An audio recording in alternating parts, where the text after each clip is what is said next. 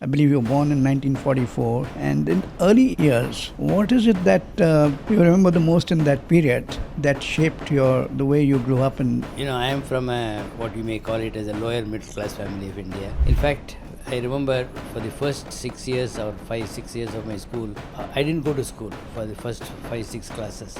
But most of the value systems and values in life and integrity and honesty and simple way of living came from my parents. My father was actually a very competitive person. career in Tata Steel, first on the shop floor, then in marketing, then head of marketing, then ultimately becoming the managing director of the company. How would you describe this journey in the context of your professional career? If one looks back at what my 48-year career in Tata Steel has been, I realize that it is extremely important for everybody to start at the operating level. Whether it is plant, whether it is maintenance or operations, whether it is quality control, whether it is marketing or whether it is sales, executives need to grind their nose on the ground for some years before they start appreciating what is meant by managing a company. So, you've worked with a person like Mr. Ratan Tata. He is so respected not only in India, the world over. So what's your experience working with him and what is the learning you've had from him? I have worked with him for nearly 25 years, of which I have reported to him directly on a one-on-one basis for 15 years. I have never seen him give an instruction. He has never instructed me. But he always wants you to come up with the answers. He makes you think. He goads you into the right direction. So why do you think business schools, you probably know it, still don't teach? So which is why I am somewhat not entirely in favor of what is so-called as business schools, where people are made to believe that you can become a good CEO in 5 years time and 10 years time, and overnight you can become a CEO. It doesn't happen like that, and it cannot happen. And you cannot have the right appreciation of what is happening in a company or in a corporate world unless you have rubbed your nose on the ground as a shop floor person. So you have helped shape industry, institutions and individuals. What do you feel most proud of when nobody is watching? I would say to help change the mindset of the people of Tata Steel over a 10 to 15 year period, from thinking local into global, from thinking one site to thinking multi sites, to thinking small into thinking big, into thinking specifications, into thinking total quality. In many ways, Tata Steel has undergone a major transformation, which I must say was initiated by Dr. Irani. There is no doubt about it. But it was carried forward by his successors, including me.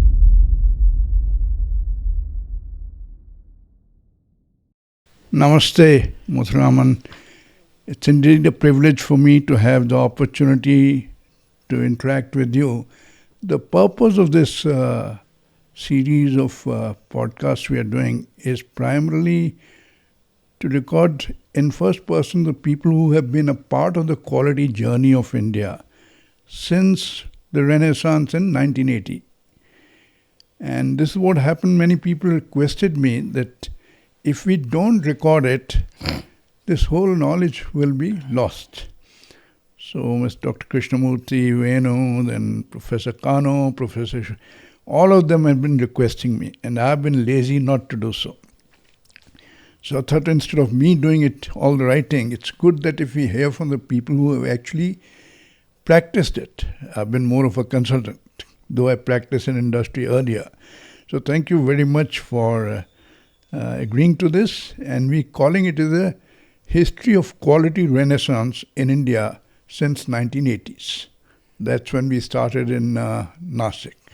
Thank you very much. Thank you very much, Janak. It's nice of you to have me interviewed on this subject. In fact, you have been one of the father figures of quality movement in India over the last 40-50 years. So it's a privilege for me to talk to you on the subject and subjects that are related to this subject. I'm very happy to be here. Thank you. So let's begin. So I thought if you can narrate in your own words as to in the early years, I believe you were born in 1944. You had the education in Madras Christian College. And in early years, what is it that you remember the most in that period that shaped the way you grew up? And I am from what you may call it as a lower middle class family of India with a village background, Tamil medium school up to standard 11, a family which had just about can meet both ends meet, 4 children, father in the government service as a clerk and then later on he became an officer, mother a housewife. So all this setting is really conducive for value creation, value building, value systems. You grow up with shortages, you grow up with wanting to have something but can't have it. You grow up with correct principles. You grow up with honesty and integrity. In fact, I remember for the first 6 years or 5, 6 years of my school, I didn't go to school for the first 5, 6 classes because my father was getting transferred every 3 years because of government job, and could not settle down in one place. So my father decided to teach me at home. So for the first 5 years of normal schooling, I was actually taught at home by my father. As soon as he comes back from the office at 2 o'clock in the afternoon, he will sit with me for 3-4 hours before I go to play. So when I joined Madras Christian College in 1959 for pre-university, that is post 11th standard, did not know a single word of English. I did not even know how to converse. And I had to compete with people and Madras Christian College is known for its English standard of English and English language and so on and so forth. And medium of instruction of Madras Christian College was obviously English. But then, to my great satisfaction, at the end of the year, I was one of the few, or probably the only one, if I recall correctly, boy who scored distinction in advanced English. Wow. It is something which I will never forget because it's something which I did not expect. So for something which you have to really work hard because you came from a negative situation of not knowing a single word of English to how to converse to a situation where in a place like Madras Christian College in a university examination you scored the highest. So that was a kind of life that was there. And Madras Christian College taught me many things. But most of the value systems and values in life and integrity and honesty and simple way of living came from my parents. My father was actually a very competitive person. Even though he did not achieve great things in his profession, he was extremely competitive and extremely straightforward. And he was a Gandhian, he was a nationalist person. And he will say, if I had not attended a national NCC program, even one day he will ask me as to why did he not attend. So that is the kind of person he was. That's how I grew up. Great. And from there you went on to IIT in metallurgy. Then you did your management from XLRI and subsequently in France. So how did these post-school education influence your, let's say, personality and character? Each of these institutions taught me something or the other. In IIT Madras, for example, for the first time, I came across students from other parts of this country. There were people from Orissa, there were people from Uttar Pradesh, there were people from Punjab and J&K and all over the India. In fact, the number of boys from Tamil Nadu was one of the least in the total number of 120 odd people that we had.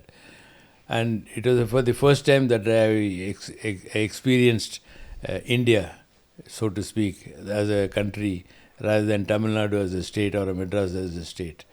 XLRI taught me other things. XLRI taught me, what is meant by a business corporation. Fortunately for us, XLRI was located in Jamshedpur. It was located in the heart of a town which was the centerpiece of industrialization of India, where industrialization of India started more than 100 years ago. So that was the atmosphere in XLRI. But the institute which really taught me, I went to, of course, set up. It was a beautiful place where you met international students, where you had a multinational exposure.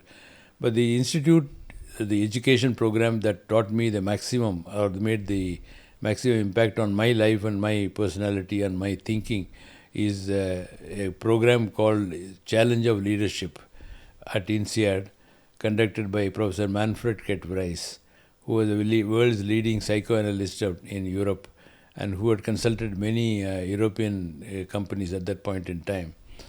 Challenge of Leadership is a program where you look at yourself, you introspect, you reflect, and you find out what you need to do.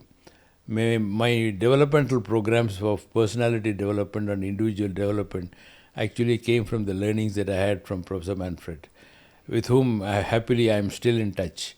He is probably 90 or maybe around that figure, or maybe even higher than 90. Amazing person. And I think of all the institutions that I've attended, where I have sort of learned a lot of things from these institutes and the atmosphere that prevails in this institute, the one that I value most is the one that I got from Challenge of Leadership under Manfred. So this institute which made tremendous impact on you, at what stage in your business career you were when you went to this institute? Actually, XLRA I went very early when I joined Tata Steel. I joined Tata Steel in 1966.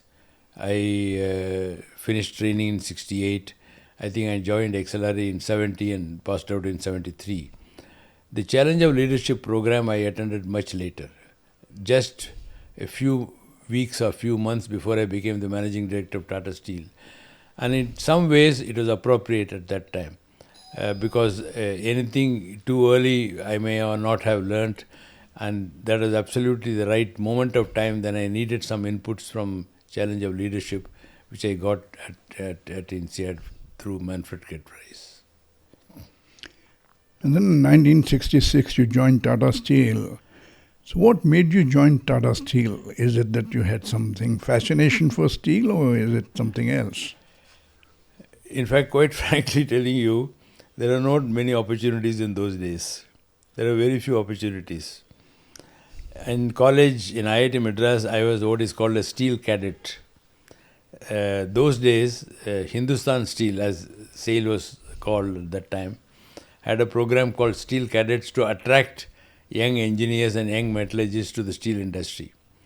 So they selected on the basis of some criteria, merit and marks and so on and so forth. So I got selected for SAIL. So that's how I knew about steel plants. I did not know about steel plants earlier. And I was a reasonably good student. In fact, I was one of the very good students in IIT Madras Metallurgy group. And through my professor, one Professor E.G. Ramchandran, I got admission to University College of Los Angeles in the United States at a scholarship of $400 a month. Around the same time, in the final year when I was there, I also got an offer from Tata Steel after they interviewed me for a job of graduate trainee of Tata Steel at 400 rupees per month. So there was this 400 rupees per month offer, and there was this $400 per month offer. So I had very easy choice to make. I said I will join University College of Los Angeles and go to study material science masters. And in any case, that was a thing which was Professor Ramchandran had helped me to get that position there. So I thought he would be very happy to sort of ask me to go there. So I went to meet him. Sir, I said, I'm going to accept this offer and I'm going to reject Tata Steel. He made me sit there with him in his room for 1 hour. And he told me as to why I should not go abroad, as to why I should join Tatas and Tata Steel. He said, Tatas are a good company. Steel industry is going to flourish in India. We need good people in the steel industry. So I wanted to go to Jamshedpur and join Tata Steel. After about a conversation lasting 1 hour, I threw up that offer of UCLA. I rejected it and I joined Tata Steel. That's how I joined Tata Steel. In fact, if I owe my career to anybody, it is actually Professor E.G. Ramchandran of IIT Madras. Wow, that's a great story.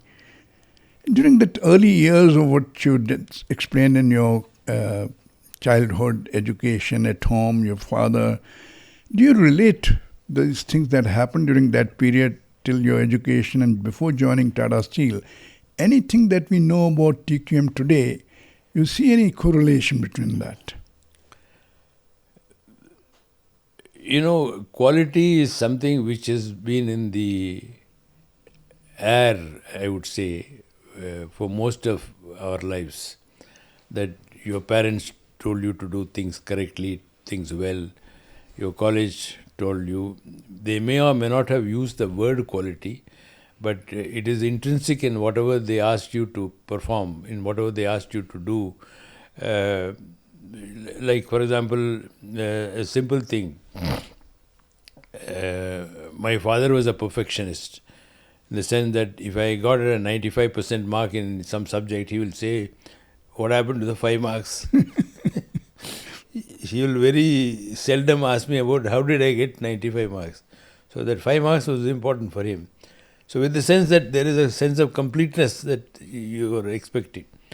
But in a very formal way, TQM or quality movement as to what is really meant by quality, how does quality get inculcated in a product or in a process or in an organization or in a country, is something which people had not given it a great deal of thought till the Japanese influence came to India.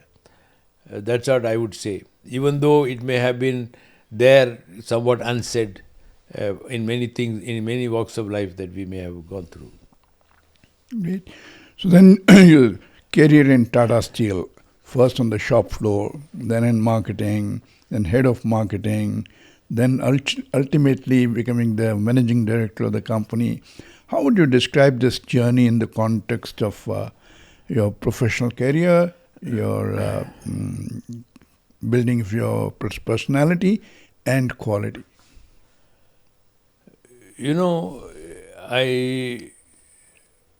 If one looks back at what my 48-year career in Tata Steel has been, I realize that it is extremely important for everybody to start at the operating level. Whether it is plant, whether it is maintenance or operations, whether it is quality control, whether it is marketing or whether it is sales, executives need to grind their nose on the ground for some years before they start appreciating what is meant by managing a company. So which is why I am somewhat not entirely in favor of what is so-called as business schools, where people are made to believe that you can become a good CEO in 5 years' time and 10 years' time, and overnight you can become a CEO. It doesn't happen like that, and it cannot happen. And you cannot have the right appreciation of what is happening in a company or in a corporate world unless you have rubbed your nose on the ground as a shop floor person. I started in the blast furnace department in shifts. 6 shifts of morning, 6 o'clock to 2 o'clock, or 2 o'clock to 10 o'clock, or 10 to 6, and then overnight night shift. So that's what I have done for some years in my life. Then I moved to engineering division, then I moved to marketing and so on. So one lesson is that everybody, however brilliant or whatever may be the background of his knowledge or education, must go through the drill of going through the operating experience for some years before he is pushed up to any other place where the management thinks is a good place to be for that person to be in. The second thing that I have found is that I have learned that knowledge is important, but knowledge is not all. There are some characteristics which are required, and those characteristics come from experience of different kinds. Operations teach you some experience, some angles. Marketing teaches you certain other dimensions of your personality. Project management teaches you another dimension of your personality. So these are required for assembling a package which you may call as manager or a senior manager or a general manager or a managing director one day. So that is important for somebody to go through those experiences rather than a completely unidimensional person. That's very interesting. So while at Tata Steel, I remember they started the JRD Quality Values Award. And then you had a CI Business Excellence Award, and Tata Steel was the first company to win both these awards. And then later on, you started on the TQM journey. So how do you relate this differential in your journey from GRD Quality Value, I think, started in 93, 94 time frame, and CI started a couple of years later, and then you came to Deming journey in early 2000s. So how do you relate to these three different approaches? You know, the Tata Steel's formal journey in terms of quality movement started actually sometime late 80s. When my predecessor, Dr. Irani, led a CIA delegation to Japan and came back almost sort of reincarnated back to Tata Steel, where he came and started talking about quality. And we were all wondering as to why this man is talking about quality today when we know what is quality. We actually did not know what is quality. That is the starting point of the first roots of quality. We started quality circles at various departments. Then we had a program called Total Operating Performance, which was being run by McKinsey at that time, or which is being marketed by McKinsey at that point of time, where, let's say, a job is being done in 10 hours in a department, and you assemble people of the department, concerned people, and say they have a conversation around what can you do about that process. That conversation comes down to deciding that instead of 10 hours, we can actually do it in 6 hours. Now, whether there is a scientific basis or not, I don't know. Often there was no scientific basis. Later on, scientific basis developed and started looking at, let us see what Nippon Steel does, or let us see what POSCO does, and how many hours they took for the same job, and so on. But the starting point was not that. Starting point just was imagination. Starting point was just aspiration, saying that we should try and do this job in 6 hours when we are taking 10 hours. Then you try and see how to do it in 6 hours. So this is the process of the total operating performance. This is the process of thinking about as to how to improve things. We had an yield of 90% from a particular product. Then you imagine as to how can you improve it to 95%. Then you start thinking about it. Slowly, this product related or a cost related improvements were the first things to be attempted in this quality journey. Then we said, if you didn't have a good process, you can't achieve good quality. So you should have processes, good processes, whether it is a manufacturing process or whether it is a maintenance process or whether it is a people process, whether it is a people development process, whether it is a management decision-making process. So this quality thing started getting, shall we say, importance in other areas of process, which is even more fundamental than the final product. So that's how this journey started taking place. And when Mr. Ratan Tata became the chairman in 1992 of the Tata Group, after 3 or 4 years, he started this JRDQE award thing. And I remember the JRDQE award is somewhat similar to Malcolm Baldrige Award of the United States, where Malcolm Baldrige, who was, I think, used to be the Secretary of Education of the United States, had conceived of this as a means of nullifying what the Japanese have, tried to do in those areas. So it had 7 or 8 chapters, and it had strategy, it had customer orientation, it has marketing, it has process, it has process control, and variety of things. So in which you are to say as to how you are doing, and somebody judges you whether you are doing the right thing or not doing the right thing, or how far extent you are doing the right thing. Now, I remember the first year when Tata Steel applied for the JRDQ award, we got 201 marks. We got 200 marks out of 1,000 marks. So we thought we were actually doing quite well. It took us some 8 years. We finally won the JRDQ award in 2001. in the year I took over, and in the year, more importantly, in the year Dr. Irani retired in 2001.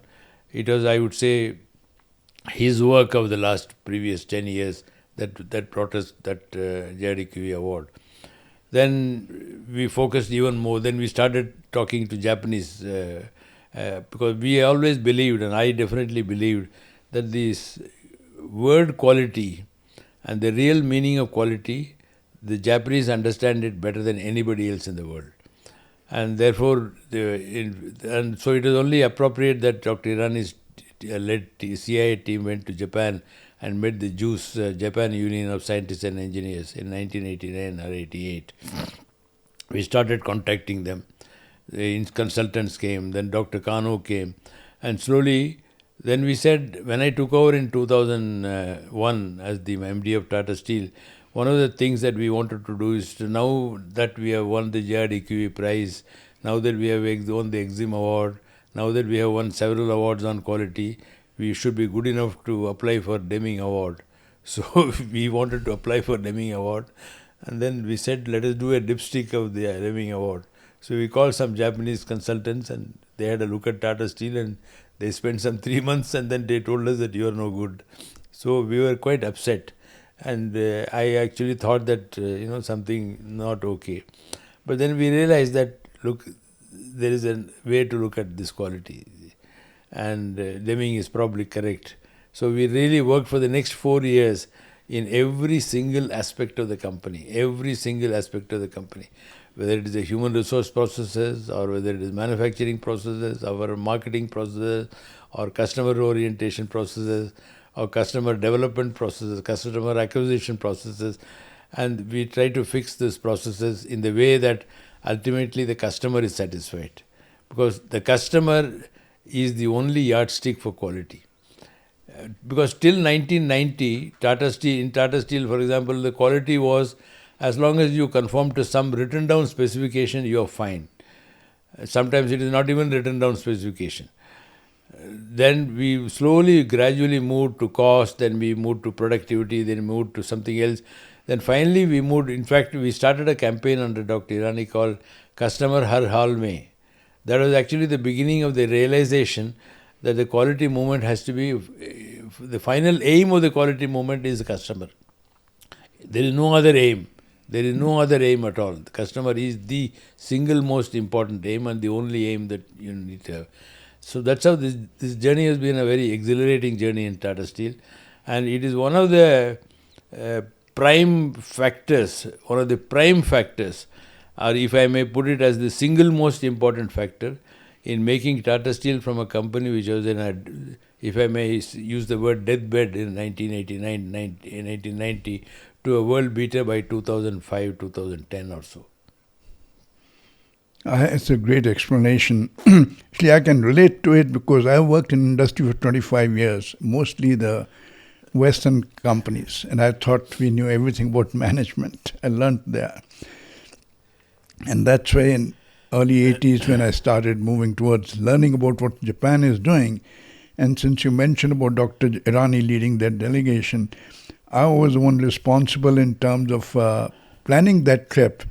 Because in 88 when I met Jewish people, I wanted them to help India, only on one condition: you bring your CEOs to Japan for a 5-day program. I was apprehensive. Which CEO will come for a 5-day program on TQM? But I took a challenge. I said, we'll make it happen. And fortunately, thanks to Dr. Krishnamurti and Dr. Irani. Dr. Krishnamurti took the lead since he was supporting me in all this, and Dr. Irani became very supportive. So we created this program, and Dr. Irani led this, and we had the first visit in 1989.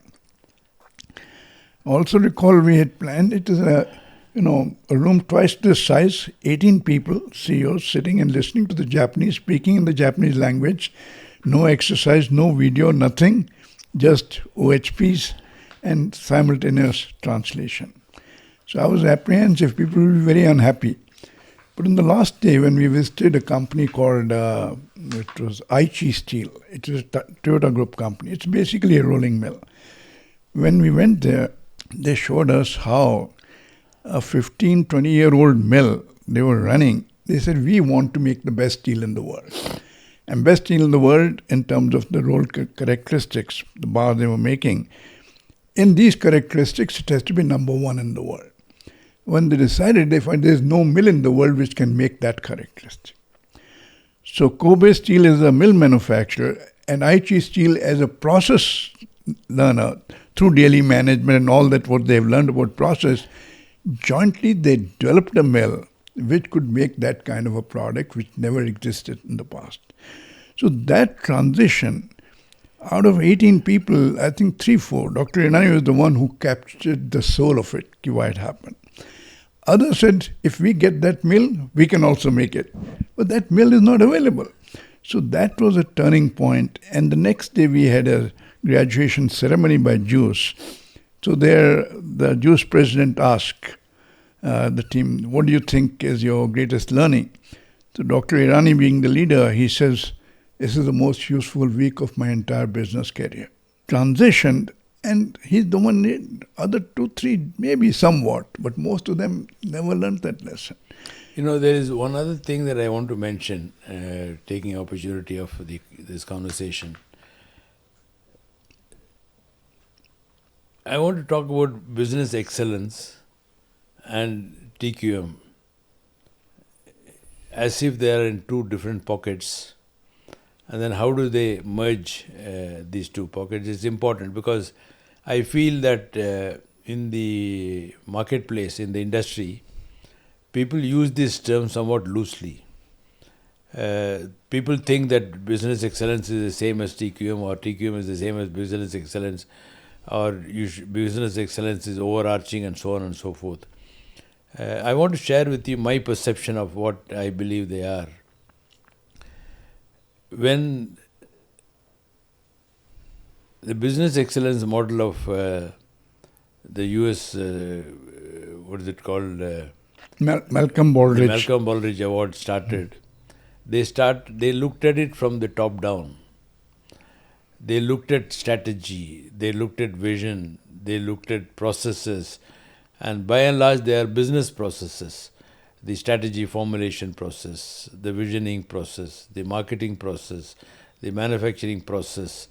So as long as the process is defined well and thought through well, you will get the end result automatically. That I think is the core essence of core belief of the business excellence model. It's important. There is no question about it. The business excellence model from top down is important because top down, you must have a vision, you must have a strategy, you must have a process of making strategy, you must have a process of reviewing the strategy on a regular basis, you must have a proper written down SOPs, manufacturing process, human development process, and so on. There is no doubt about it at all. But if you stop it at that business excellence approach from the top down, it doesn't reach the bottom. It doesn't reach the day-to-day affairs, which is where I believe TQM comes up, where TQM has grown over the years from bottom up, and where you are talking about daily management, where things happen on a daily basis, things happen on every minute basis. Things do not happen on every quarter basis or every year basis. It happens on every minute. It happens on the shop floor. It happens in a conversation between a salesman and a purchase representative of a company. So TQM is something which makes you look deeper into your elements of the processes, and which is absolutely important. So I would rather say it is not that you start believing in business excellence or you start believing in TQM. You need to do both, which is the reason why in Tata Steel we started somewhat in a haphazard manner. I would say we had everything going. We had a quality cycle going. We had some value engineering going. We had some other studies going. We had top program going. We had TQM going. We had TPM going. You had Malcolm Baldrige going. You had everything going. But in fact, let me tell you, when everything was going, many consultants have asked me a question in Jamshedpur when they visit Jamshedpur. Mr. Muthuraman, your people are doing so many things. Are you not getting confused? Somebody is doing Lean Six Sigma, somebody is doing Lean Manufacturing, somebody is doing Business Excellence, somebody is doing Malcolm Baldrige Award, somebody is doing TQM boat model and all that thing. Are you people not getting confused? So my answer was to them was very simple. I said that look, in our India, we have a religion, the dominant religion of India, where there are many gods. But I have no confusion about what God I will pursue. Nobody has got any confusion about gods. You choose the God that you want to, worship. And you succeed in that. And so there is no confusion in our mind. So I don't understand why you should have a confusion.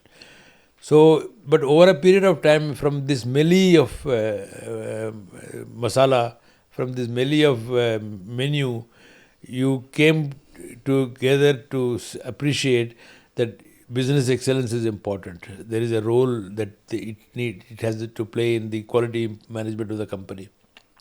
And there is a role that the TQM has. And the TQM's role is another role. And it is necessary for an organization to appreciate both and march both these together. And that's very important. And that's my view on TQM and business excellence. See, I was fortunate in the sense that I got involved in this journey when I was still working in industry and started moving towards, introducing the Japanese TQM kind of a thing. Because earlier I was also the Western TQM. And as part of our Engineering Services Committee chairman to promote this at the CII level, I used to visit sometimes to Tata Steel whenever we had meetings there. And that's how my learning began to see how it is being practiced in other companies. And that was phenomenal learning for me. And I recall sometimes at that point of time, quality was not given enough weightage by any company because there is a shortage of steel. So as Dr. Krishnamurthy used to say, my managing director, I tell them to improve quality, they tell me the seconds get me better price than the first quality steel. So the emphasis on quality in the customer wasn't there because the environment was such in which we operated. And that's a transition that I think 92 onwards, when the environment opened up, that's where Tata Steel, because of their inherent philosophy, character, they could imbibe it very quickly, both the West and the Eastern world. I want to give you two examples of what seemingly unrelated events have a linkage to quality. We talked about Dr. Kano, who I think has made a tremendous impact on the world in terms of quality, appreciation of quality, and on India, of course, and on Tata Steel, definitely. He is the quality mentor for Tata Steel for many years. And we had engaged Dr. Kano to advise us on quality movement, and he was with us for some years. One day, Dr. Kano came to me in my office, and he brought some photographs. And he showed me those photographs. And these photographs are all, wastage and rubbish collected in the plant. And so I looked at those pictures, and Dr. Kano himself had taken the pictures in his camera or in his mobile phone. And so I said, Dr. Kano, but where are these pictures from? So he said, Mr. Muthuraman, they are from your plant. So I said, no, they are not from my plant. My plant is not like that. Then he said, I will show you. Have you got half an hour time? I said, yes.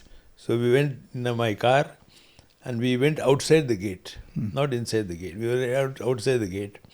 And outside the gate, on either side of the main gate, a little far distance away, there are heaps of things lying, which is the main road of Jamshedpur, or one of the roads of Jamshedpur. So Dr. Kano said that, look, your workers are passing through this road every day, and they are looking at this site every day, and you are asking them to make high quality steel. I am not able to understand how they can do it. It is not their fault. So he said, look, please understand something. You cannot ask a worker to continue to wear a third world hat outside the works but come inside the work, changing the hat from third world to first world hat is not going to be possible. So mindset is important in quality movement. Very similarly, I had once our cold rolling mill in Jamshedpur was ready in the year 2000. I had invited the joint managing director of Toyota. I went all the way to Japan to invite him personally, and then he came on a visit to before the inauguration of the plant. So he walked. I took him around with a great deal of pride. A beautiful plant, best in the world at that point in time, most modern, the best in India by a big margin. After finishing the plant visit for about an hour and a half, we came back to my room and he said, Mr. So-and-so, and how did you like the plant? He said, yeah, it is okay, but your workers will find it difficult to make good quality automobile steel.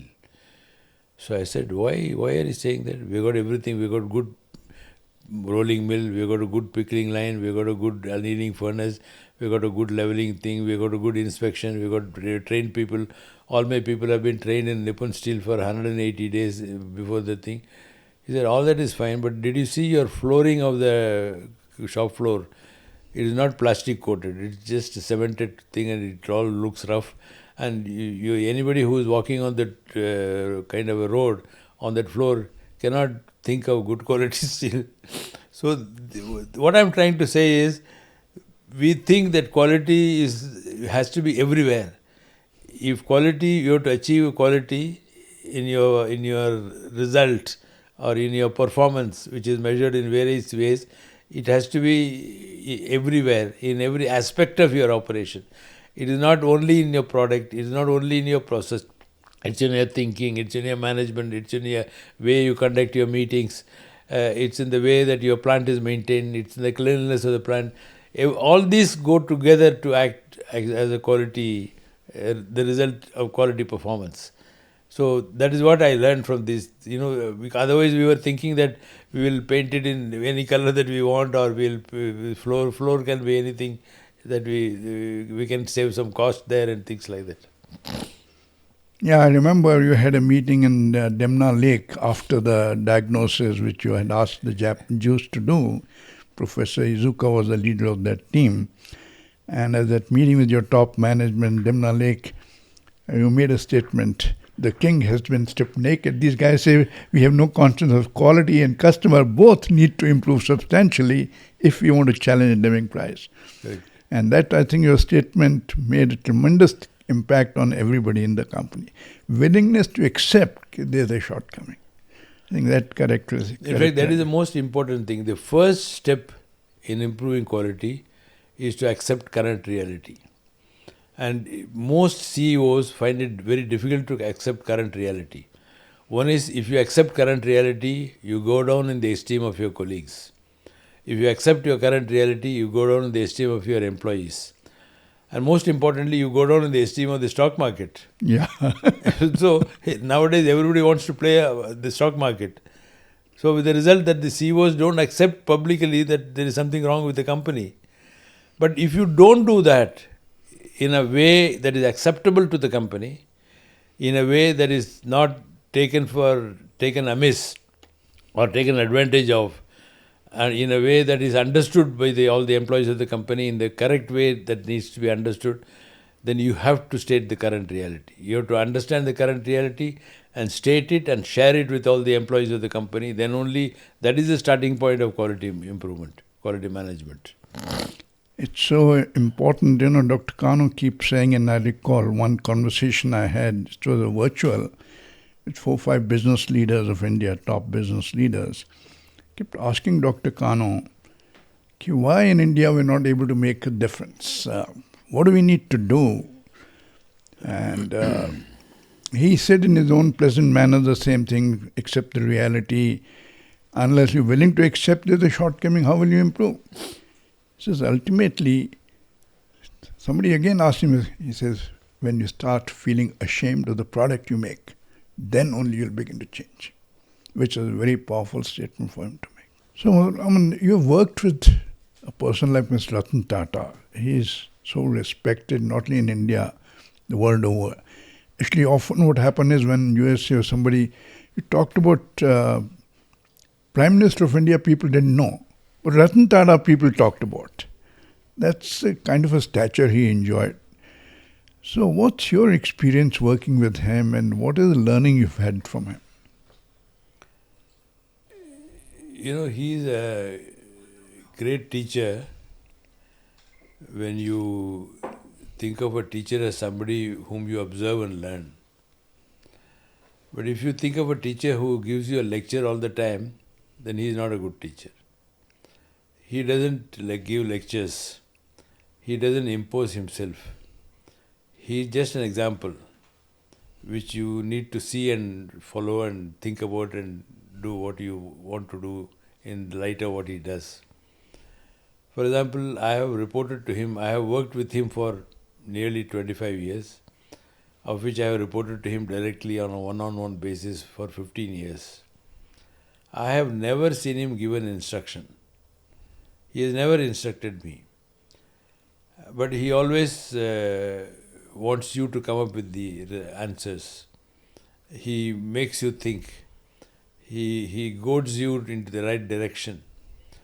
I'll give you an example.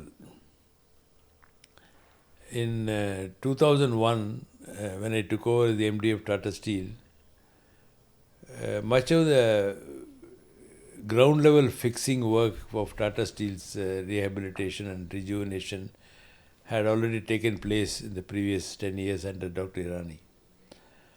And I was starting to think of the future, or I had the luxury of being able to think of the future. So we wanted to do a strategy, a new vision for Tata Steel and a new set of strategies for Tata Steel. So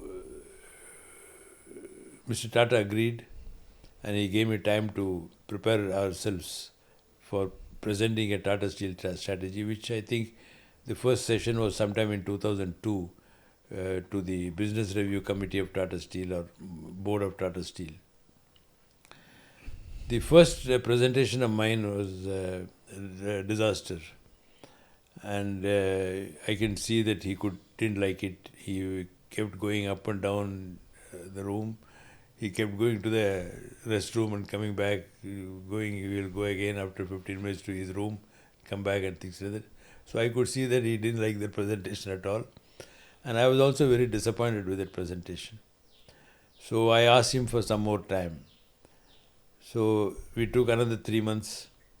And then by that time I had talked to Booz Allen, and I had talked to McKinsey, and I had talked to Boston Consulting Group and all the consultants in the world, and got the ideas and put together a presentation. And I put together a presentation, and this time I thought it was very good. And the board is going to like it very much. So Mr. Tata, at the end of that 2-hour presentation, he said, "This doesn't look like a Tata Steel presentation. This looks like a McKinsey presentation," he said. So what he meant was that we had not applied our mind as much as what McKinsey had done the work. So that was also kind of a disaster.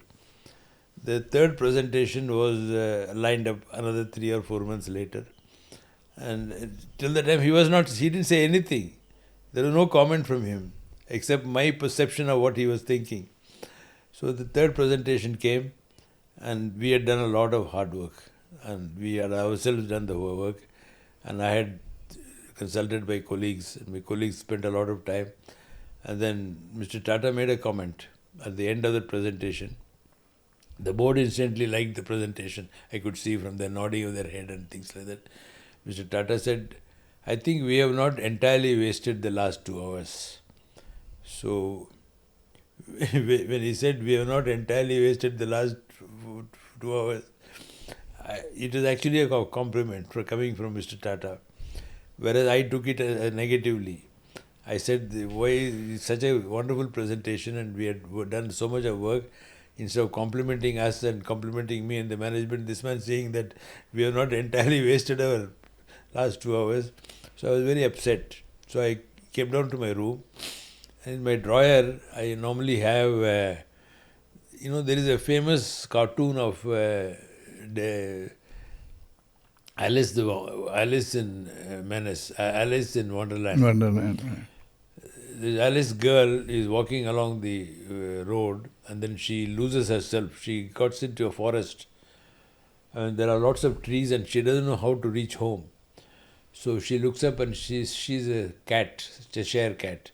So she asks the cat, which road I should take?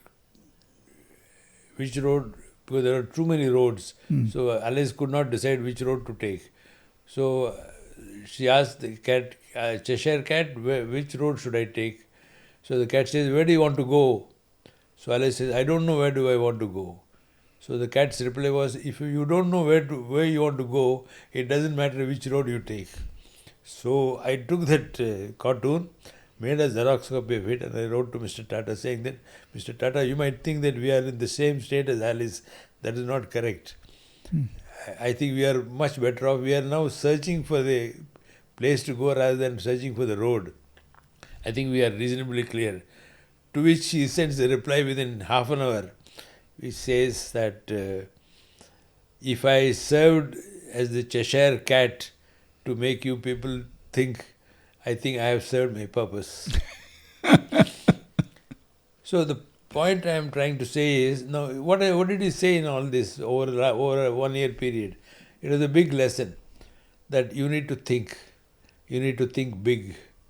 You need to think audacious. You need to take risks.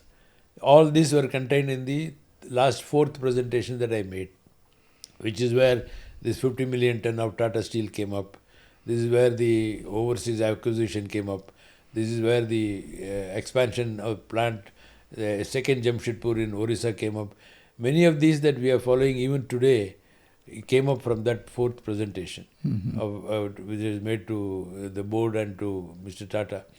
So what I'm saying is, Mr. Tata, in all these events, he gave me no hints of what I should be doing. He makes you think. He makes you evolve. That is the job of a boss. The job of a boss is not to give instructions. The job of a boss is to make people flower on their own. That is what he does best. So he is a fantastic person.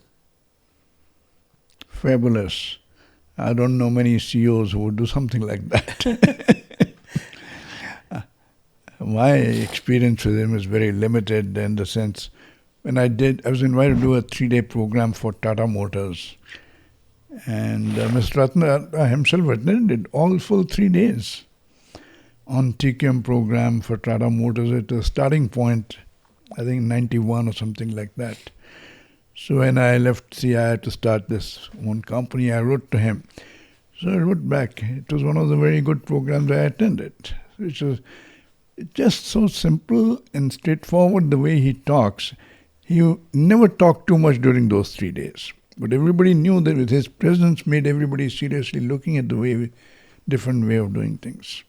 Phenomenal. And when I became a president of International Academy for Quality, we had an award, Burton Quality and Governance Medal. As Bharat Waklo, you think we can, from India, I see Mr. Ratan Tata is the only one who can possibly. I didn't expect him to say yes, but when we approached him, he said yes. I think he was doing us a favor by taking that award. So that's the simplicity of a person, that without showing that he is doing us a favor, he is making us as if we are getting obliged to do so. Phenomenal. So anyway, moving forward from there, just one more question. I go back to Dr. Kano, is what I mentioned earlier. What is the thing you think Dr. Kano made a difference in terms of the strategic planning of Tata Steel during his advisory role for 8 years with Tata Steel? Did he make any difference to think differently than we thought in the past, through policy management or whatever you call it? A lot of Kano's the colleagues, the other people, were actually spending a lot of time on the day-to-day affairs or the nitty-gritty of quality management.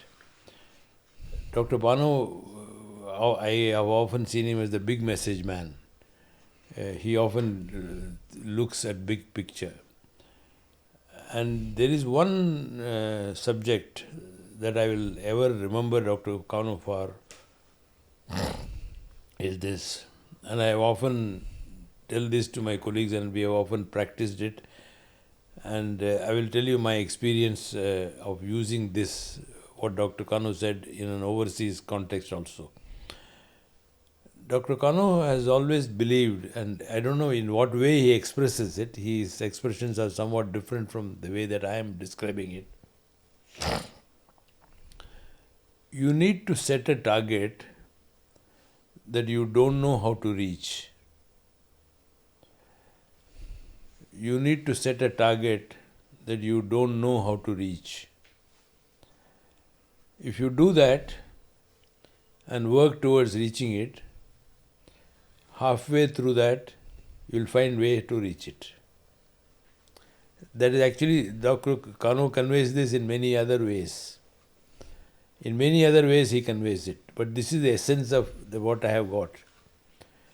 So I always tell my colleagues, when we do an annual goal setting process, I always tell them that, look, if your capability is 100, and if you say that you will do 110 and then exceed it and do 120, that is not as good as saying that I will do 150 and fail to do that and do only 140.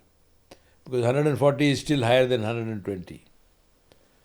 So there is a mindset difference between setting yourself a target of 150 and failing, and setting yourself a target of 120 and exceeding it. This requires a tremendous amount of maturity of mind on the part of leaders as well as followers. For example, I will tell my departmental heads, saying that, look, please set a target that you don't know how to reach it, or you know halfway how to reach it. Then you will find a way to reach it. If you don't do that, you will not search. And if you don't search, you will not get. And we have actually practiced in Tata Steel.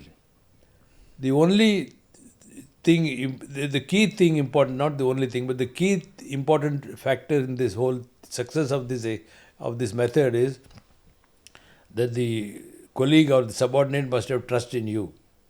That you will not penalize a person for failure, and then you will not unnecessarily reward a person for success. You will not penalize a person for failure to achieve a much larger target compared to a person who will get a reward for achieving a much lower target. And I keep telling this. I said, don't worry about your missing the target. You will get rewarded. Your bonus is not going to depend upon whether you exceeded the target or not.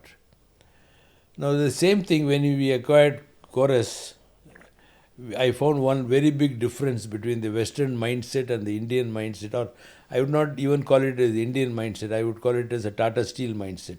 Just now I'll restrict myself to Tata Steel. I tell my colleagues in Britain as well as in Netherlands, saying that you should set yourself a target beyond what you can think that you can reach. So he'll say, Mr. Muthuraman, how can you say that? How can you set a target without knowing how to reach it? You have to know how to reach it. That is science. That is systematic. So I said, I don't know about science, because our Indian minds are not entirely scientific oriented. We are a 5,000-year-old brain. So ours is a complex brain. And we can think and find a way to somehow do it. And you will never do any innovation if you restrict yourself to targets which you know how to achieve. You will never do an innovation in that manner. But I could never convince the Western mind that there is a way to go about doing it. Dr. Kano's unique contribution to Tata Steel and to me personally is actually to make me and make Tata Steel believe that this is possible. This is actually the big picture of Dr. Kano. Great example. Actually, we were fortunate that you allowed us, TKM and me, to work alongside Dr. Kano during your Deming journey. It was the greatest opportunity for us to learn. And I deeply thank Tata Steel always for making that opportunity possible for us. And that's what we can now take it around and share with others. So as we spread what the learning we took from him to many other companies. So that's our goal, to learn and spread. And Tata Group, especially Tata Steel, and TVS Motors, especially Venu Srinivasan, both of us, you gave us tremendous opportunity to learn. Our contribution was probably limited at that point of time, but you made it part of the team to learn and spread. Yeah, It's a national cause. So I think we've covered a good part of that interview so far. So let's move on to what you mentioned about Corus also, in a way you have covered. Would you like to add anything else about your experience with Corus? Chorus has to be seen in a certain context. That context is because every decision has a contextual meaning. And if it is taken out of context, it may look a little bit different. The context of Chorus was like this. By 1990 or by 1989-90, after 47 years of administrative control by the government of India in terms of steel prices, steel control and distribution of steel and so on, Tata Steel had become a very inefficient company, extremely inefficient. Consultants had written off Tata Steel. They said it will not survive the onslaught of open market competition when India opens up its economy. It is at that time that Dr. Irani took over as the managing director and Mr. Tata took over as the chairman of the company. And therefore, the rebirth of Tata Steel started in 1990, and the current Tata Steel, or the new Tata Steel, which I will call it, got its birth in 1990 rather than in 1907. By about 5-6 years, we had come to a situation where we could think a little bit beyond solving the current problems. One of the thinking was that we need a second Jamshedpur. And the second Jamshedpur, we went around 18 locations in the country. We appointed a consultant. He suggested 18 locations. We went around. I was part of the team. It went around the team, went around the locations. We finally chose a location in Orissa called Gopalpur. We signed an MOU with government of Orissa in 1996 for a 10 million ton steel plant. But there are problems of land acquisition, there are problem of rehabilitation and resettlement, there is a problem of building a dam, environmental clearance, with the result that the Orissa government said that we are not able to do this dam, water dam for your requirement of water. So please start looking at another location. Then we looked at another location near Kyonjahar, which is where the current Kalinganagar plant is situated. Finally, the plant came into being in 2012. That means between 1995, when we signed the MOU with the Orissa government, and 2012, it was 17 years for a greenfield steel plant to start up. That is how it was taking time in India. So there is that kind of time we didn't think that was available for us. And we must look at alternate possibilities of acquisition. The Corus acquisition has to be seen from that context. Mm-hmm. That if we didn't do Corus, we would not have this kind of capacity for another 15-17 years till the Orissa came up, and whether it was going to come up or not, we were unsure in 2005 and 2007. The Orissa plant was nowhere in the picture.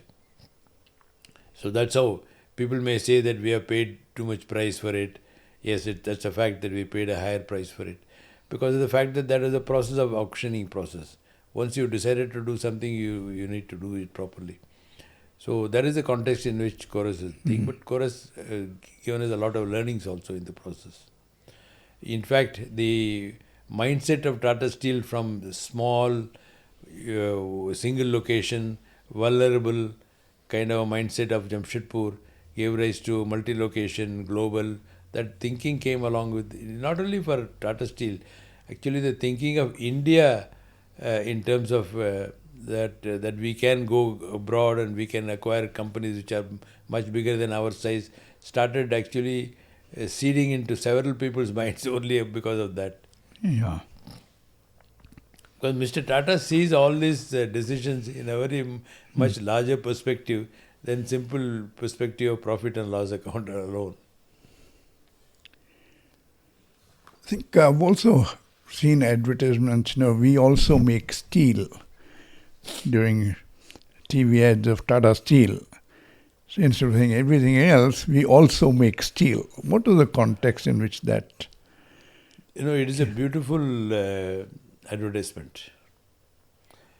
And no other advertisement of Tata Steel describes Tata Steel better than this advertisement in its 120 odd year history.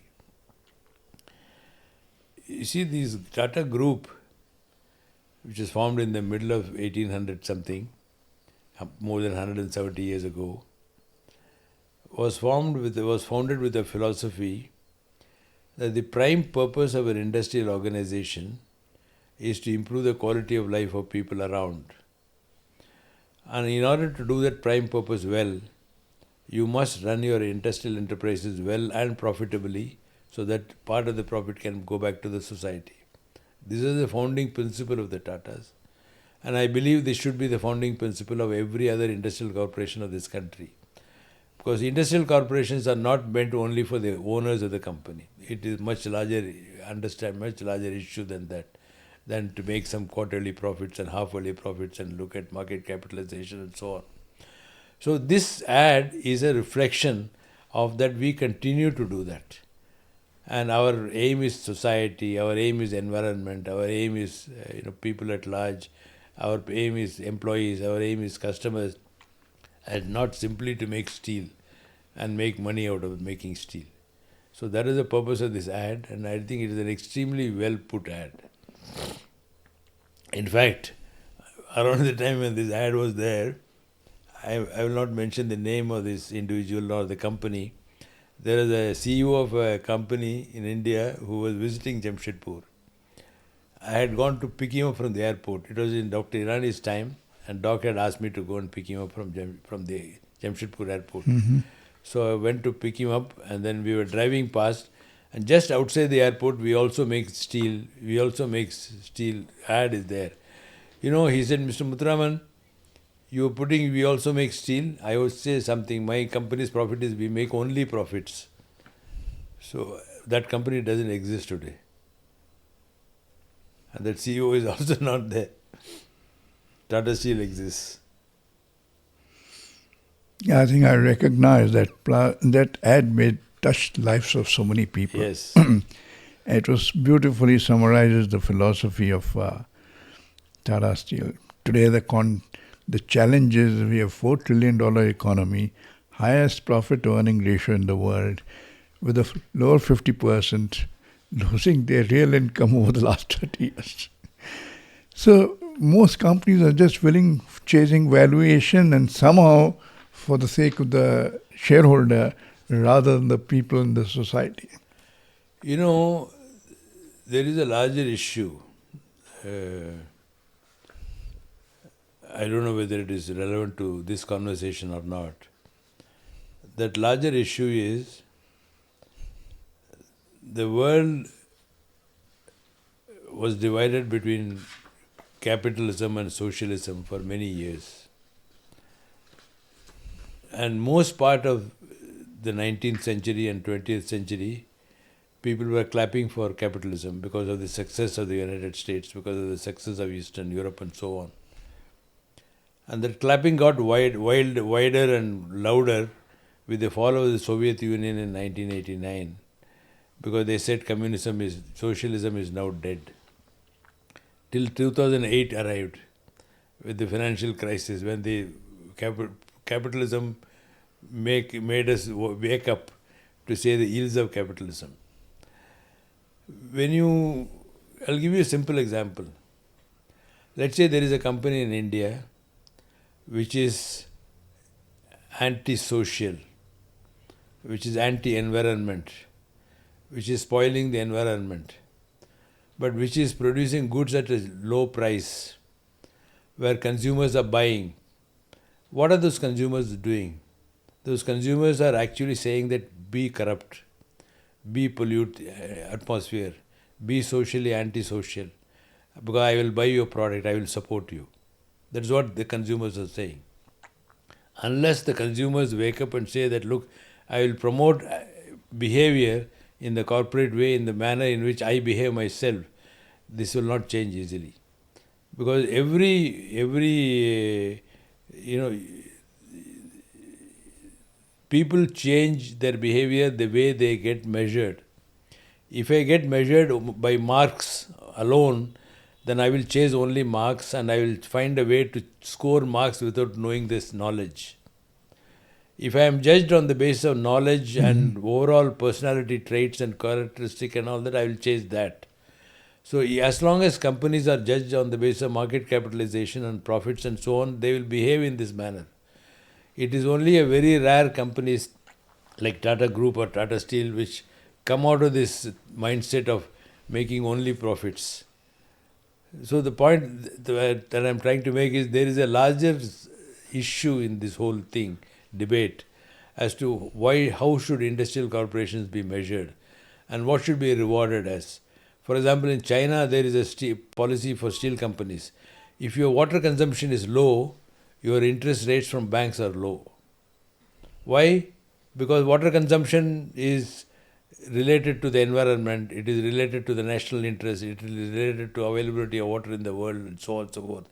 Is the customer bothered about whether water consumption is steel plant A is lower than or higher than? He is not bothered when he buys steel, but he should be bothered. And we must find a way to communicate to him as to what this company is doing. And it is the same. For example, there are certain companies' products in India which I don't want to mention the name of the companies, which I don't buy. They may be leaders in their field. I don't buy out of principle. It doesn't matter what the price or what the offer is. And I will tell my family also not to buy. It's not because of anything else. It is because I believe that we are, on the one hand, saying that we should not environmentally pollute the world, and at the way by going and buying a products of a company which is environmentally polluting. How are we justified in doing that? Post-retirement, you stayed deeply involved in education, skill building, etc., and also with your classmates and groups you like to be with. Would you like to talk something about that aspect? I retired from Tata Steel at the age of 70 in 2014. I took a decision that I should not be only on corporate boards. I wanted to be in corporate boards to some extent, but I wanted to be more on the social side, on the NGO boards and on educational institutions and so on. So I chose 3 corporate boards. One was Sundaram Fasteners, one was Narayana Hridayalaya, both of whom are companies which are somewhat like Tata's in terms of their ethos and culture. Then I chose a Belgium company called Ashirwad Pipes, which is very near my house where I am located in Bangalore. I chose 2 NGOs. One is a Praja Foundation, which is a joint venture between Government of Jharkhand and Pan IIT, which works only in the state of Jharkhand, where we started it in 2016 as a skill development institute. We today run 25 Gurukuls, one in each district of Jharkhand. We run 5 nursing colleges and we produce 10,000 trainees every year. Mm-hmm. And every single of them get employment. We guarantee employment when the student starts in our program. So one is Praja Foundation, of which I am extremely proud of its achievement. The Nudge Foundation, which we started in Bangalore, which is now going to various places, including internationally, and they get loans from aids from Gates Foundation and Ford Foundation and so on. So these are 2 NGO boards. Then I am associated with 3 business schools. One is Soil, School of Inspired Leadership by Anil Sachdev in Delhi. One is Xavier Institute of Management and Entrepreneurship in Bangalore. The third one was in Mysore. Some of them have stepped down on reaching the age of 80, but for 10 years between the age of 70 and 80, I was focusing on these 3 areas of which I can tell you the ones that gave me the greatest satisfaction is the one which is on the social side. And in terms of being in touch with the colleagues and classmates and so on, I am very proud of that. I passed engineering from IIT Madras in 1966. We had a class of 124, all branches together. Out of 124, about 80 of us, 70 to 80 of us are in touch with each other quite closely. We have a WhatsApp group and we often sort of talk to each other. Often means almost every other day. And then Tata Steel, I joined in 1966. We had 24 people, of which 16 are alive. The 16 of us, we have a WhatsApp group and a Zoom call group. In fact, yesterday evening was our Zoom call, and I was mentioning about the question that is going to be asked, saying that, look, this gentleman is asking a question as to how am I in touch with all the colleagues. So yesterday was actually our Zoom call. Every Monday, 8 p.m. to 9 p.m. is our Zoom call. We discuss a variety of things. We discuss as to who should be the president of the United States and who is right in the war and who is not right, and any subject, Manipur, caste-based poll survey, ISRO sending Chandrayaan 3 to the moon, all kinds of subjects we discuss, and it's a really exhilarating experience to be in touch with boys and classmates whom you have known for 50, 60, 70, 65 years. So it's a great experience, and I really love that conversation. So that is remarkable how you've been able to maintain and sustain these relationships over a long period of time. Yeah, I'm very proud of that, and I'm very happy with that, and I think it's a terrific experience. Mm-hmm. Great. And then I had another query was, what is one mistake you believe you've made in life which you've unlearned? When I was in school and when I was in college and when I was even in management institutions, I always used to think that knowledge is the only thing that matters. The more knowledge you have, the better you can perform in life. And then I slowly started realizing through various experiences and exposure to SEDAP and INSEAD and so on, that knowledge is just 20-30% of a man's personality. 70-80% is all other traits together, in terms of courage, in terms of judgment, in terms of ability to handle failures, ability to handle successes, strategic thinking ability, people handling ability, development of mindset of people. Many of these attributes, many of these qualities don't come from formal education. They come from experiences, they come from sports, they come from music, they come from fine arts, they come from action reflection cycle. So many of these things it doesn't occur to you, or there is no formal way of teaching. And I believe that in management schools, one of the things that is lacking today is, I would say broadly, two things are lacking. One is we focus too much on the job orientation of the students. What gives the boy or the girl jobs? Study marketing, study finance, study human resources, study technology management and so on. But you don't study how to build passion in the stomach to perform. If a person has got tremendous knowledge and he doesn't have passion to perform, he is not going to perform. If he doesn't have judgment, he is not going to judge the complicated things. So must be a way of imparting or teaching or inculcating these traits in the boys and girls, even at the business management school level. That's very important. The second thing that the business management schools don't teach is the overall context of the world. There is a context in which everything happens.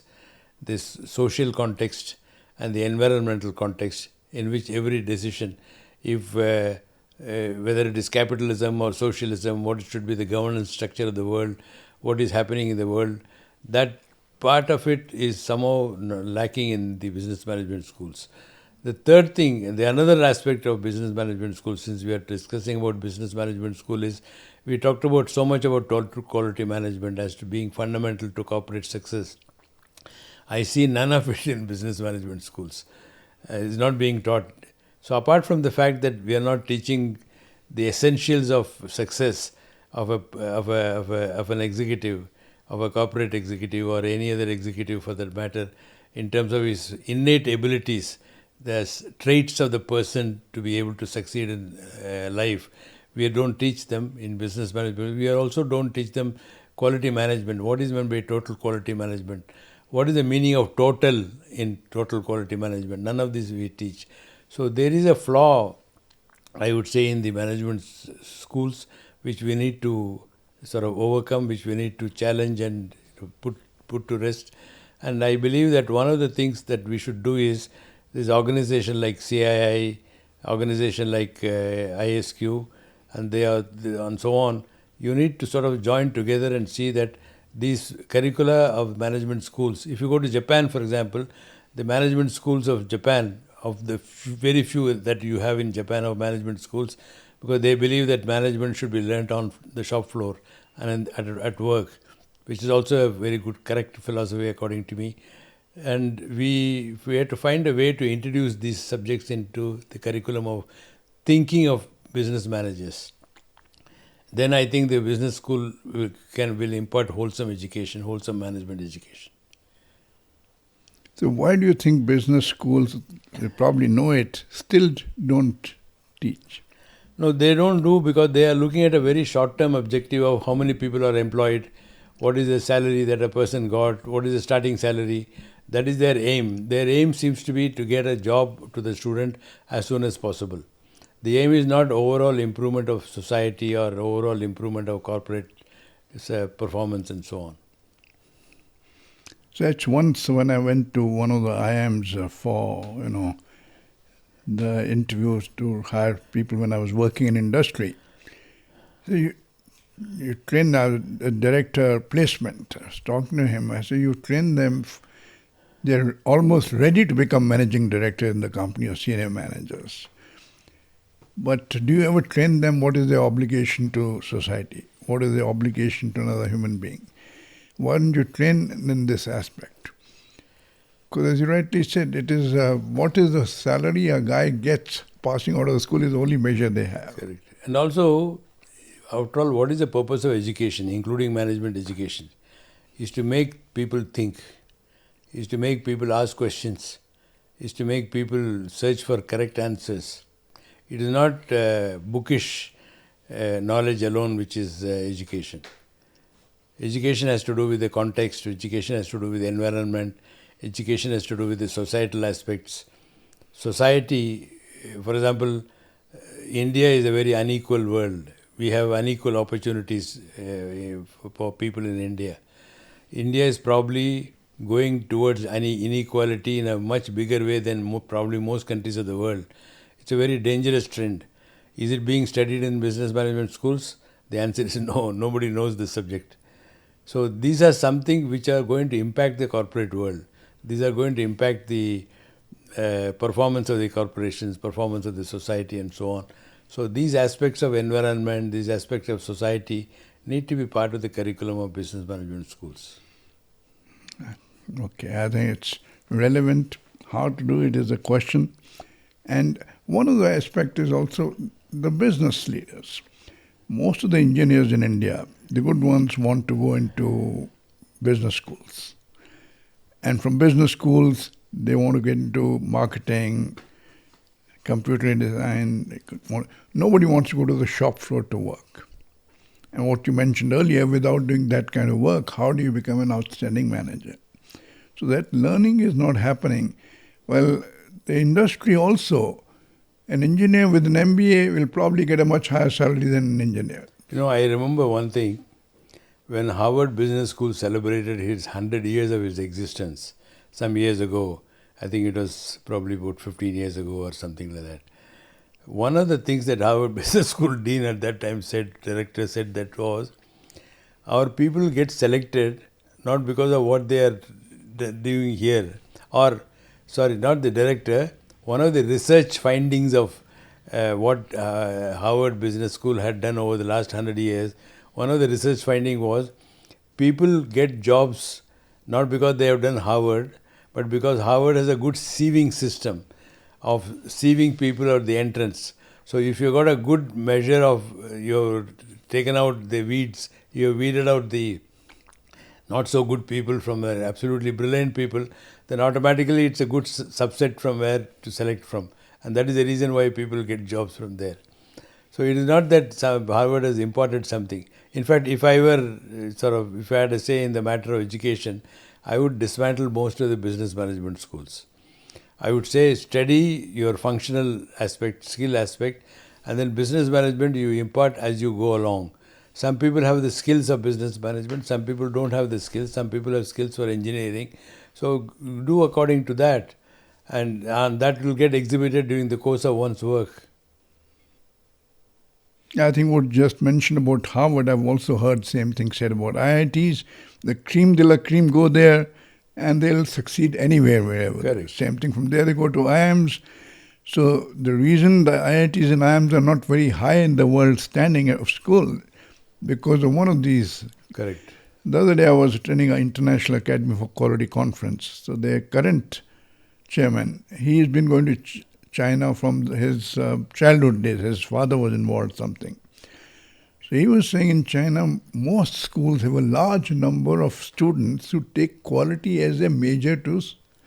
In India, nobody wants to work in a quality function because if he goes there, he gets stuck. He never gets the kind of a promotion he's looking for. And so most people wouldn't like to go into that kind of a function. No, in fact, for example, in Tata Steel, we made one policy many years ago that in order for somebody to be eligible for promotion, he must have been an assessor of quality management services at least for some years. He must have assessed 3 or 4 divisions or 3 or 4 departments and so on and so forth. Because that is an experience by itself. Right. That's a very rich experience which you do not get in the normal course of work. It's a good example. But my challenge is most of the companies where we look at the business excellence, in those organizations, quality as a function is not growing. Business excellence seems to be, I often ask, how do you define excellence? Very few people are able to say, how do you measure excellence? When I look at the dictionary meaning, it takes as doing of something of high quality is excellence. Quality is measurable. So in many of these companies, in the business excellence team, there's hardly anyone with the quality background or statistical background and things like that. Correct.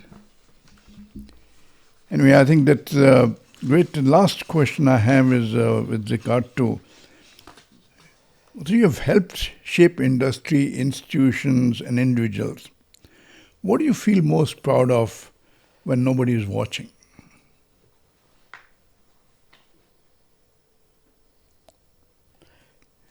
I would say to help change the mindset of the people of Tata Steel over a sort of 10 to 15 year period, from thinking local into global, from thinking one site to thinking multi-sites, to thinking small into thinking big, into thinking specifications into thinking total quality. In many ways, Tata Steel has undergone a major transformation, which I must say was initiated by Dr. Irani. There is no doubt about it. But it was carried forward by his successors, including me. And I consider this is a very important change in the life of Tata Steel of 1907 to 1925, 118 years. These 10-15 years of Tata Steel between 1990 and 2010 is an extremely important transformation period. And to help the transformation in a variety of areas, from local to global, from one site to several sites, to the ordinary quality to outstanding world quality and so on and so forth, from no strategies to strategy, from no vision to vision. These kind of mindset changes of Tata Steel To make some 40,000-50,000 people change their mindset is not easy. You can change the mindset of people in the boardroom or in the top management thing. But to change the mindset of a huge number of people of the population of the size of Tata Steel I think is an enormous task. And I feel very proud to have been part of that leadership team. I think the evidence of that is also available in another form. And we see the Deming Prize-winning companies in India. How many have been able to sustain what they gained out of that over a period of time? It's difficult to find many examples. In industry run by the family, it's easy because family guys continue to run. Tata Steel is the only example where, starting with Dr. Irani, yourself, then Mr. Nerurkar, and on and on, the continuity amongst 4 CEOs has resulted in continuing to maintain what they have built step by step over a period of time. No, that is in fact important.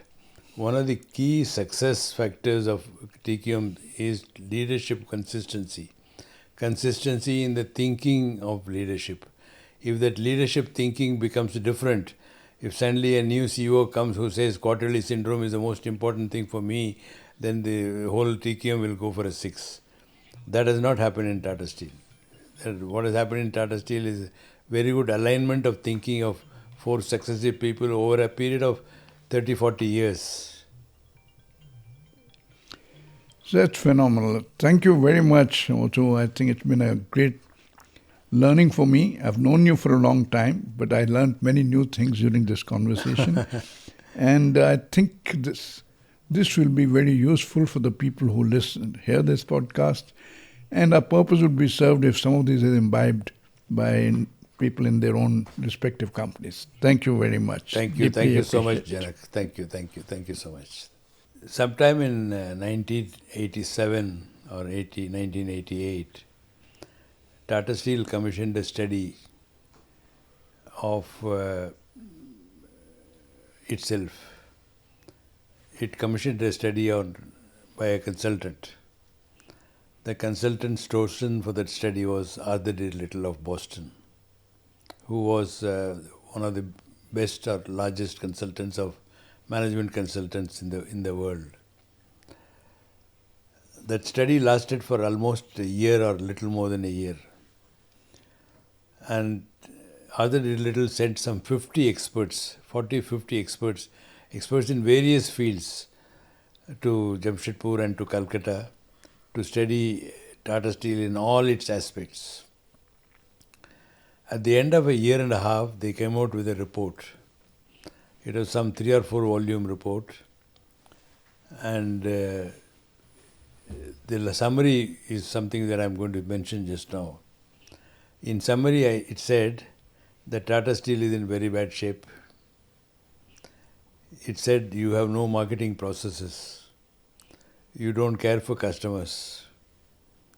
You have no customer acquisition process or a marketing process. Your equipment and technology are very old. They are outdated. They are inefficient. You don't have a good manufacturing process. You don't have a maintenance process. Your processes are not automated. Your systems and machines in the plant are not automated. You're not using enough automated computer systems. And then it said that your costs are very high. You are carrying 78,000 people in place where international companies will carry 15,000 to 20,000.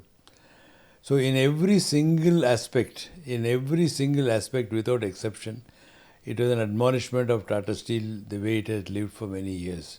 Of course, we all knew that it is a result of 45 years of administrative control by the government of India, which told us what we should make, which told us at what price we should sell, which told us to whom we should sell. It gave us no freedom of choice to do anything that we wanted to do. So naturally the company will go down the drain, and the company was really down the drain. And in fact, around that time, one of the famous consultants in the world who are still alive, who still we consult nowadays off and on, they told Mr. Ratan Tata that Tata Steel is not a fit company to be on Tata stable. You should find a way to sell off this company as quickly as possible. This is a scene in 1989. It is in that kind of scenario that Mr. J.R.D. Tata died and Mr. Ratan Tata took over as the chairman of Tata's group. Dr. Irani took over as the chairman as the managing director of Tata Steel. One of the first things that Dr. Irani did was, which is a hallmark, I would say, of a good CEO, of a good leader, is to disseminate this report to all the employees of the company, all the key employees of the company.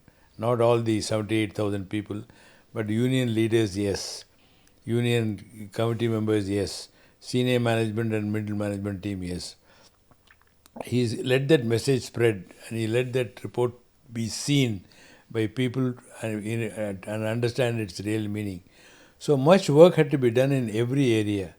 Areas including manpower reduction, areas including cost reduction, improving marketing skills, improving customer orientation, improving plant and technology, closing down old plants. There are so many, every single aspect of a company's operation had to be really transformed. One of which only was quality. There are many other things to be done. It is in the midst of those things that Dr. Irani paid attention, the kind of attention that he paid to quality, which is where I sort of take my hats off to him, that you had so many things to do and yet you did not forget quality, because you could have easily concentrated only on cost. It started with cost, it started with productivity, but it slowly went to actual quality and process quality and so on. So in many ways in Tata Steel and as well as in the Tata Group, which is also the reason why when the JRDQE group was formed by Ratan Tata in Bombay House, and the Quality Council was formed of the Tata Group. Ratan Tata, Mr. Dr. Irani was the first chairman of that Quality Council of that Tata Group. So, from the time that difficulty took place in 1989-90, when the report came out, till about 2010, till about 2001, or till about year 2000, Tata Steel was trying to get up from the grave to be able to walk on its feet. That is what happened, and a big crutch of that being able to walk out of the grave and being able to walk is the quality movement of Tata Steel. And we had a number of initiatives, as I mentioned earlier, elsewhere. We had, at any point of time, there will be thousands of projects running in Tata Steel, or quality improvement projects. Every single person was involved in some project or the other. We had Customer Har Hal Mein campaign running. We had EVA, Economic Value Added campaign running all over the company. We had a campaign on how to reduce inventories. We had a campaign on how to cut costs, how to reduce waste, Muda, what is in Japanese called Muda. So at any point of time, there will be thousands of projects. And to manage and monitor these projects, Mr.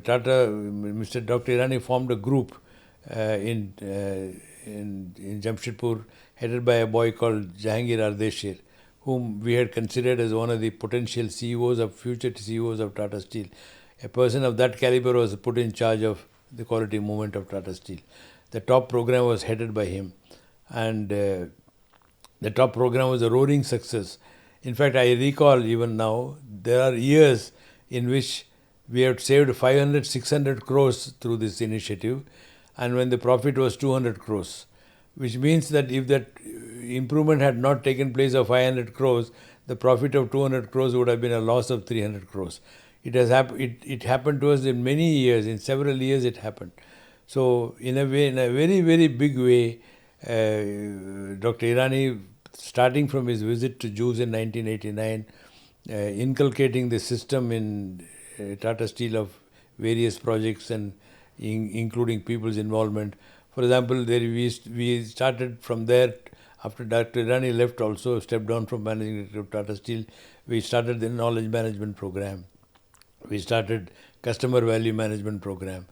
How to create value to the customer. Till that time we were thinking that the value for the profits are to be made in the plant.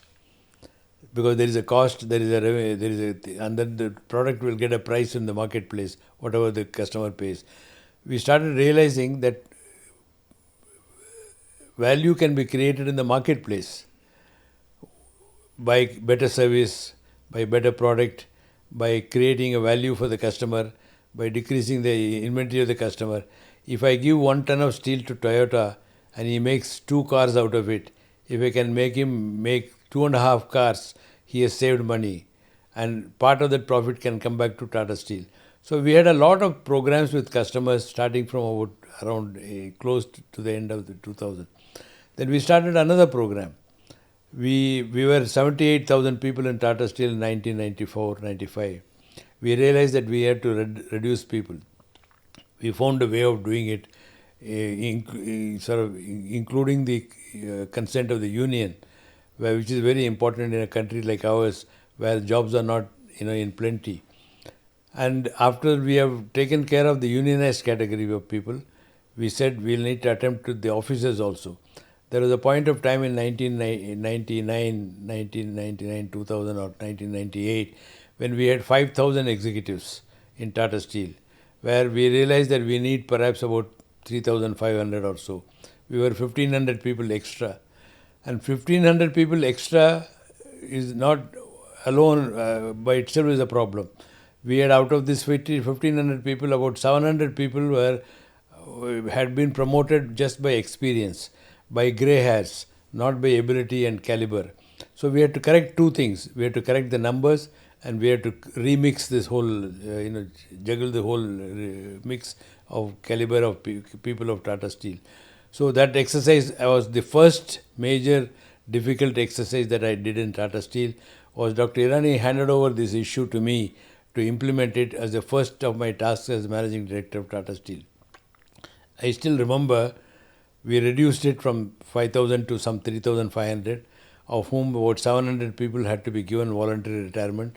700 people had to be brought down in their level because their capability was below their current level of position. I used to get a lot of letters from the wives of the officers impacted by this decision. Mm-hmm. I remember holding a dialogue session. I decided to hold a dialogue session in Jamshedpur with the wives of people. Okay. Only with the ladies. There are 900 ladies in the Tata Auditorium in XLRA Jamshedpur one afternoon at 3 o'clock in the afternoon, where I was going to make a presentation and answer questions from the ladies. And so when the presentation started, I had 3 chairs on the dais. And as soon as I reached there, I realized that we should not have 3 chairs. The 3 chairs were one for me as the managing director, and two were for the 2 deputy managing directors. I said, if there is somebody who is going to bear the brunt of this attack, it has to be me. So I got rid of 2 chairs. I said, both of you sit down on the audience. I'm going to face this crowd myself. So I sat there and I made the 45-minute presentation. And I answered questions. And there are many people who said, who are you? You are not the direct descendant of God to decide whether my husband is good or not good. For the last so many years, he has been judged good, he has got an A ranking, he has got promotion, this, that. So I had to explain to them slowly. It lasted for 3 hours. It was the most fantastic dialogue I have ever had in my entire life, where I tried to convince these 900 wives that what Tata Steel did was fair and correct, and in the long-term interest of Tata Steel, and in the long-term interest of the rest of the employees of Tata Steel who are still working for the company. So this is the kind of challenge but the initiator of this whole thing was Dr. Irani himself.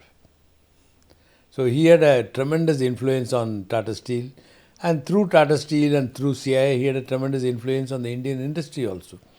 And I would say there was a period of time between 1900 and 2000 when Dr. Irani and Suresh Krishna and one or two others were considered, including yourself, were considered as the doyens of the change in quality management of the Indian steel and the Indian industry that was coming through during those years. It reminds me in 1986 when we had Professor Ishikawa visiting India. He talked about why India needs to adopt TQM and how do we do it as a nationwide exercise. It was the annual session of CII And we had 175 top executives present there. And he talked about basically people involvement. He's talking about you circle to the... He says that is the only way you can get the momentum. And then we decided to form, it was under the chairmanship of Dr. V. Krishnamurthy, we decided to form a National Committee on Quality.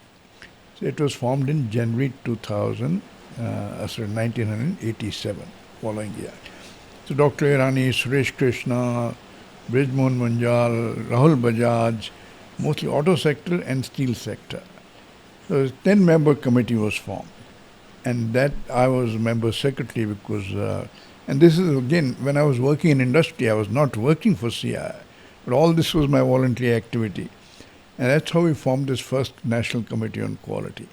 That's how I came very close to Dr. Irani, because earlier I was been to Tata Steel a number of times, but through this committee we started to spread all over the country.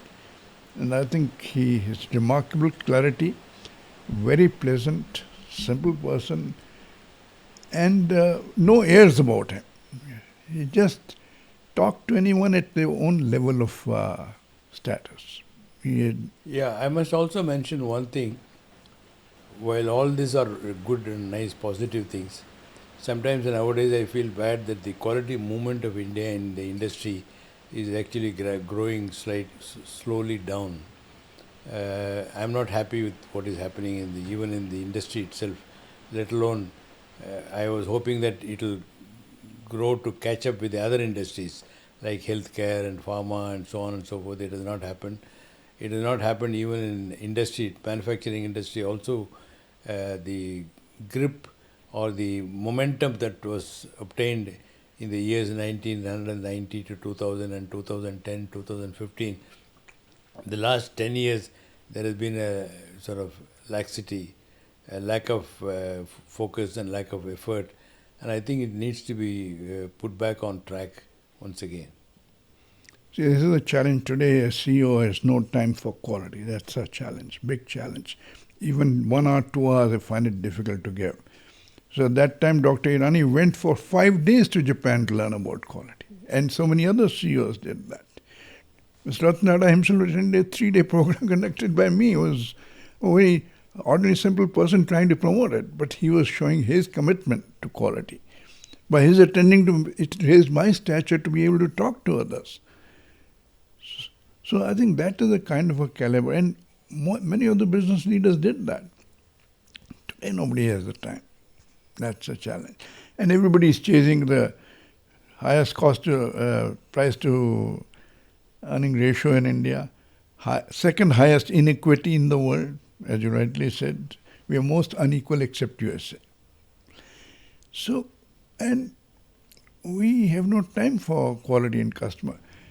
Where China was way behind us, Korea was behind us, Japan was behind us, where all these countries have reached and we are still not able to, where are exportable products?